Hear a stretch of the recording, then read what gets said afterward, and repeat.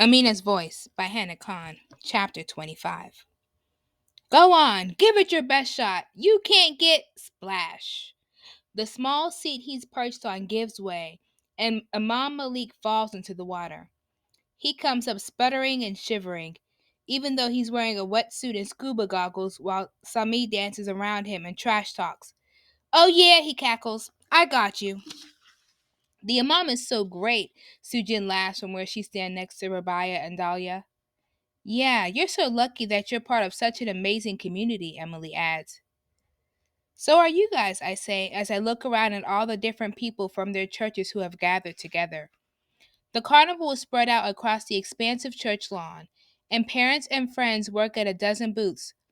Justin and his mom are running the beanbag toss. I spot Bradley handing out prizes for a basketball shooting game. Mustafa and Yusuf are sitting next to Baba, all three chowing on bulgogi piled high on paper plates that the Park Avenue Deli is supplying through the park's new food truck. Mr. Park's two assistants are having trouble keeping up with the line. The food section has the usual vendors selling samosas and kebab rolls, and a big cotton candy machine. A few parents stand behind a long table and sell homemade baked goods, including Emily's mom, who passes out her peanut butter cookies. I catch Thaya John, who has passed on a kebab roll, sinking his teeth into a jumbo cheeseburger.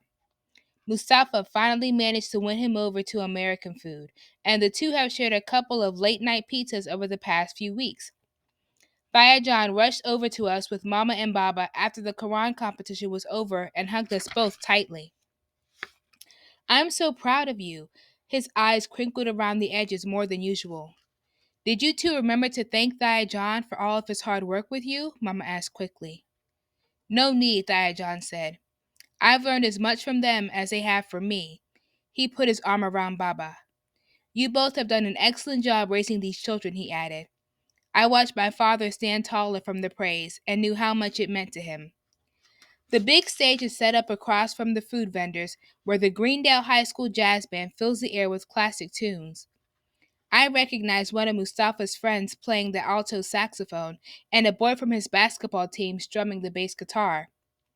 Miss Holly is standing to the side, talking to the high school band teacher. The sixth graders are going to do the Blast from the Past rehearsal next. I can pick out the band and chorus members spread out around the lawn in their various forms of black pants and white shirts.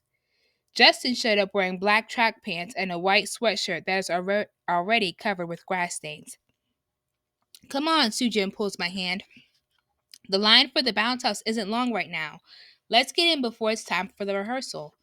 I motion to Emily, Rabia, and Dahlia, and we all run over to the giant inflated castle. I stop, thinking while my friends kick off their shoes. Go ahead without me. I'll be right back. Then I run back over to where Miss Holly is standing and whisper in her ear. Miss Holly nods enthusiastically. I run back to the bounce house and dive in, feeling lighter than I have in weeks as I jump. Sujin leaps and twirls and does a cartwheel. Rabia tries to do splits and ends up falling on me, knocking me over. I think it's time, Emily strains to hear the announcement over the whir of the air pump. We'd better go back. I have to get my clarinet.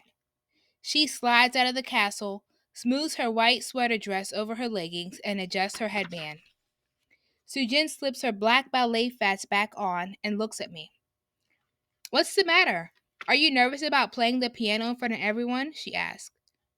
No, I think I'll be okay. I practice enough to play the songs in my sleep. We walk up to the stage as Miss Holly introduces the grade and explains the program to the crowd.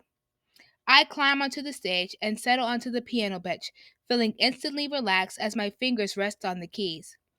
On Miss Holly's signal, I launch into the medley of songs and the chorus sings along. As I start the 1960 songs, I wonder if Baba is humming along too. When I'm halfway through the 1970s portion, Miss Holly slips onto the bench beside me and starts to play, and I quickly stand up.